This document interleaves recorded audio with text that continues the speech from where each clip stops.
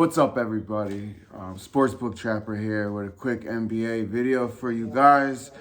Gonna get right into it because there's only about 30 minutes before the first game start. So, first up, New York Knicks. They're in Philly tonight. When I did my research, Philly was getting 7.5 points, but it's come down a couple points now. Philly sat a bunch of guys yesterday at OKC. They almost covered the line. If you got the later line at 16, they actually pushed. But there's still a ton of guys on the injury list. At the time that you guys probably watch this, there'll be more clarity. I think Joel Embiid has been ruled out, and I believe Maxey will play. That's probably why the line has come down. Knicks are one of the best teams, and I'm not even saying that because that's my team, but I truly believe they're one of the best teams in the NBA. But they can be a little up and down, a little erratic, unpredictable. Brunson's banged up. He's got a bad shoulder. Karl-Anthony Towns, he's not on the injury list, but someone came down and whacked his thumb. I'm not sure if it's his shooting hand or not, but either way, those couple guys got a little bit of injuries going on. I kind of like Philly with the points. I liked it a lot more at 7.5, but 5 is a key number in the NBA. So if you're getting at least 5.5, I think it's a decent spot. It does set up as a revenge spot because the Knicks beat Philly last time they played. They also knocked them out of the playoffs last year. But my hesitation with that, besides the line being down a couple points, is that I don't think the Sixers are really about anything. They're kind of soft. I don't think they have revenge on the mind. It's not that kind of team where you play that angle. But I do like them at home tonight, getting the points against my New York Knicks. Boston's going to be up north in Canada. Raptors getting a bunch of points, 14.5. Celtics, they own the Raptors. I think they beat them by like 54 points the last time they played. They've won 10 straight against them, 7-3 against the spread in the last 10. I don't really trust Boston this year. They're kind of coasting through the regular season, trying to stay healthy, just trying to get to the playoffs, trying to repeat. And I especially don't trust them as double-digit favorites on the road this year. I kind of want to take the points with the Raptors, but again, the Raptors have been good against the spread this season, 22, 16-2 overall, but just 3-7 against the spread in their last 10, and they'll be without Emmanuel Quickley. So for me, it's just a stay away game. Let's keep this thing rolling. The Hawks are in Chicago. Chicago's getting 6.5. It might have went down to 6, but 6.5 when I did my research. The spot, I don't trust the Bulls a ton, but it does set up well for them. Atlanta, they played the Suns last night. They spent a lot of energy getting that comeback victory. You always exert more energy playing from behind than playing with a lead. And, you know, they had to play and make a comeback last night. Now they're on a back-to-back. Trae Young's out. Rozier is not going to play. I think Johnson's questionable. It looks like Ball and Kobe White will be in for the Bulls. We'll have to see about the Sumu. He's questionable still. He's been out a while, but I think he'll come back soon. I don't know if it'll be tonight, but they have 2 out of their 3 guys at least. Also, Chicago hasn't had to travel. They've been home 4 straight games. They've won 2 out of the 3 games against Atlanta this year, so they do play well against them. But the interesting thing is it also sets up as a revenge spot for the Bulls because, yeah, they won 2 out of 3 against the Hawks, but the Hawks beat them the last time they played. So, the Bulls, they're coming off a couple of tough losses. They probably really want to get a win. It's definitely a winnable game for them. I like Chicago in this one. Oh, I'm sorry. I got a note here as it's doing the research. The line. Oh, no, I'm sorry. Not that it moved. Forgive me. I thought it went down to 4.5. What I wrote here was it opened up at 4.5. So it's gone up to 6.5. The sharps are on the Bulls. So if you do play them and you didn't get a 4.5, you're not getting the best of the number, but I still do lean Chicago in this game.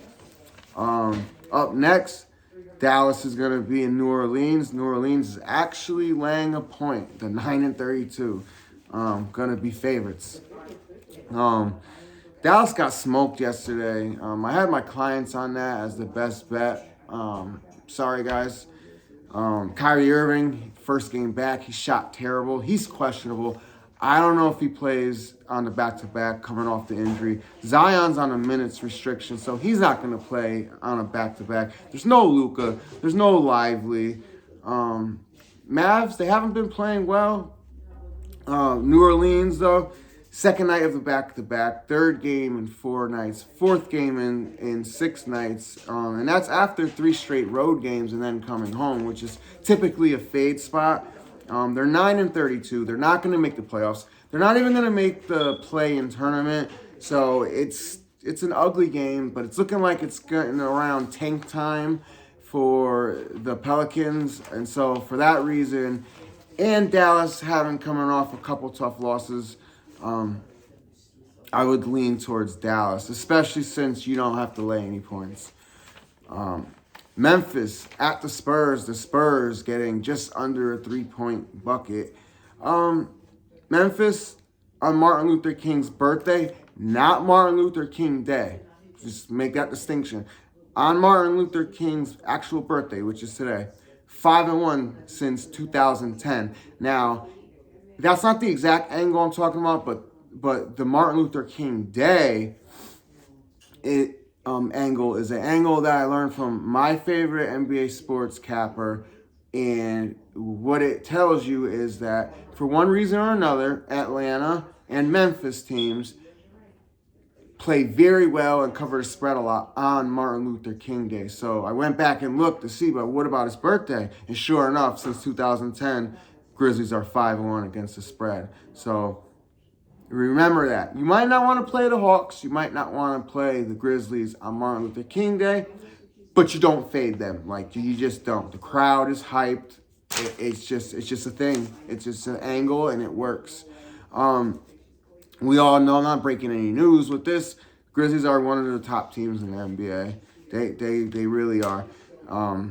So Memphis 12-2, best against the spread, best record in the NBA coming off a loss. 11-3 straight up off a loss. It's Memphis -2.5 for me, or nothing.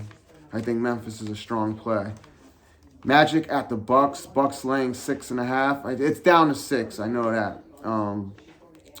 Bucks coming off a wire-to-wire win against the Kings. They were up, I think, like 20 in the first quarter. They never looked back. They smashed them. Big regret for me because I thought it was a good play, and I didn't go with it. Didn't go with my gut. They're 4-1 straight up in their last 5, so they have been playing well. But Orlando's got a big rest advantage. They've been off a couple days now. And the Bucks will be on a back-to-back. Now, Orlando did just play the Bucks, and Orlando was at home, and they were 6-point dogs. So the same exact spread.